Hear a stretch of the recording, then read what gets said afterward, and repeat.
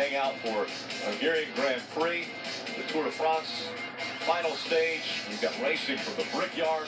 It all wraps up the NASCAR victory lap. 13 hours of racing right here on NBCSN.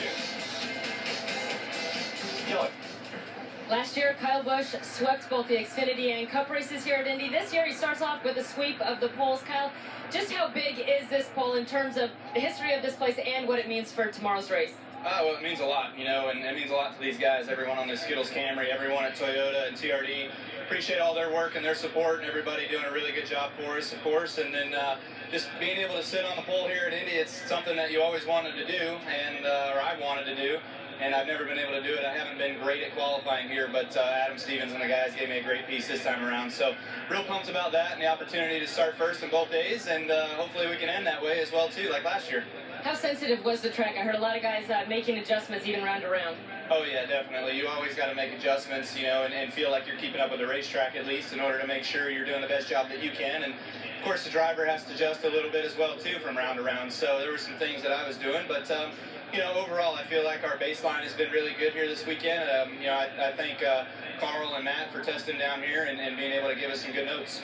All right, well, he did it better than everyone else. So Kyle Busch will start on the pole for tomorrow's race, Mike. And the guy will be starting behind him in row number 2 in the 3rd starting spot. That's the guy, well, making his final Brickyard 400 appearance, Tony Stewart. Tremendous qualifying effort. What did you think of the way you attacked the racetrack today, and what do you have in terms of a piece to attack it tomorrow? I was happy with all 3 rounds, to be honest. Yesterday, the 2 runs that we made, we never even finished the lap, really. We bailed out on the first attempt, and the second attempt was terrible. So my crew chief did an awesome job. Mike did a great job of making changes overnight for qualifying, and you know, showed today. So I just wish I could do lap 3 one more time and not clip the apron in 4. I think we could have been on the pole. All right, so obviously a lot on your mind as you enter this final Brickyard 400. How would you assess your chances of walking away here the winner of this race? I think after yesterday we were a little better. I think what we learned today for qualifying, we're going to have to take some of that and try to make our car a little better for tomorrow. But I'm gonna go to Kokomo Speedway tonight for our All-Stars race and go to work there, and then come here and do the best we can tomorrow and have fun with our friends. Tony Stewart looking for his 3rd career Brickyard 400 victory in his final appearance here at Rick. And he was smiling. And I tell you, Steve, you actually mentioned it to me while that interview was going on. Kids could learn from this veteran right here. Yeah, how do you become a superstar? How do you get to Tony Stewart's level in all of racing, whether it's NASCAR, IRL? As you heard right there, the crew chief made changes. The car was better. He doesn't say the car needed to do this or this.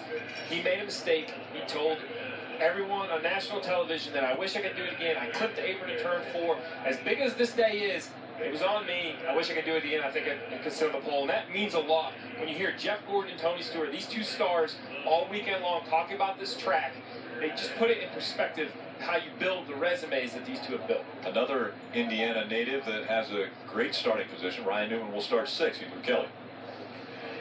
Ryan Newman will start the Brickyard 400 from the 6th position, so a solid qualifying effort. Did you get everything that you thought you could out of the 31? I got just a little bit too much in turn 3. I had a pretty good lap going until turn 3 and tried to turn it in, and it didn't want to turn. So it was a good effort today for us, for sure, with the Granger Chevrolet, and obviously look forward to the 400 tomorrow. But man, is it hot.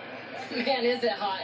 You've been hot here. A couple years ago, getting a win here at the Brickyard. What does it mean to come back to this side of such a significant win?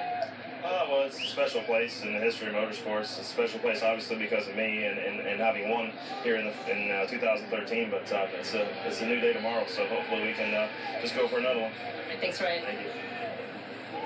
Take a look at the starting grid. Row 1, teammates Kyle Busch and Carl Edwards. Just behind him, Tony Stewart making his final Brickyard 400 start. Denny Hamlin, Jokic Racing well represented in the first 2 rows. I think he's surprised with that. It gives kind of set the pace all year. 2 good nasty cars side by side in row 5. Yeah, and I look at Stewart Haas Racing as some competitors. 2 in the top 10. You have Kurt Busch right here inside row 6. Well, Jimmy Johnson back there in row 7, a little bit further back than we were expecting from his earlier performance. Then Jeff Gordon subbing for Dale Earnhardt Jr. will start in row 11. Butcher with a good run there. The 34 car. Danica Patrick, I'm pretty sure they were disappointed. As good as they were in the early segment, weren't as good in the second one. And you go back a little bit farther, these are some of the drivers that didn't make it out of round one. We talked to A.J. Allmendinger. He was very disappointed.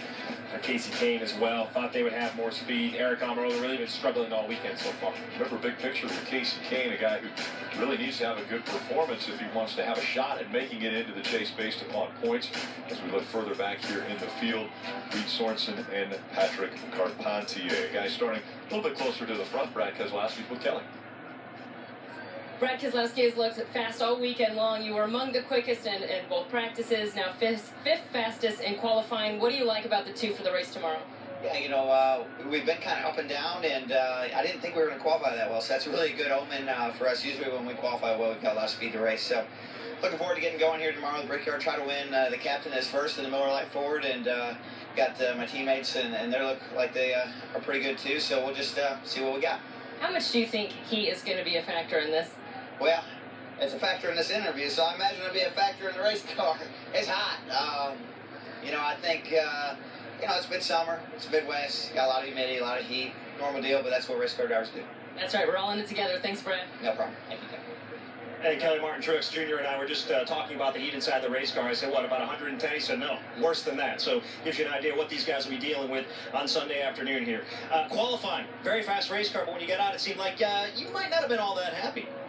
We've been missing it a little bit. I'm not sure, but all in all, great job by the guys. We struggled yesterday in our Q runs, just being tight, and made a lot of adjustments. Felt like we got a little better for the first round. We made some good gains in the second round, and then went backwards for the third. So, just all in all, just one of those days. This place is really tricky to figure out, and we just couldn't ever quite hit it. But I feel pretty good about what we had in race trim, especially on the longer runs, which is going to come into play here. So excited to have auto owners insurance on the car this weekend. Our first race with them this year, and hopefully we'll give them a good run tomorrow. What are you expecting in this race tomorrow? A lot of fall off. It's going to get real slick. I mean, yesterday the track was very, very slippery, and the lap times really fell off throughout a run. And hopefully that gives us opportunity to make some passes here, more so than in the past. But it's always difficult when everybody's trying for that bottom. So we'll see what it brings.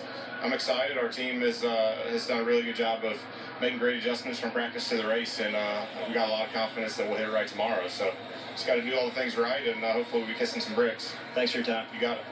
Rolls off 8th tomorrow, Rick. Yeah, marquee races have been good for Martin Truex Jr. Finished second in the Daytona 500 to start off the season. Won the Coca-Cola 600. How will he do in the Brickyard 400? We'll listen to the guys here in just a moment.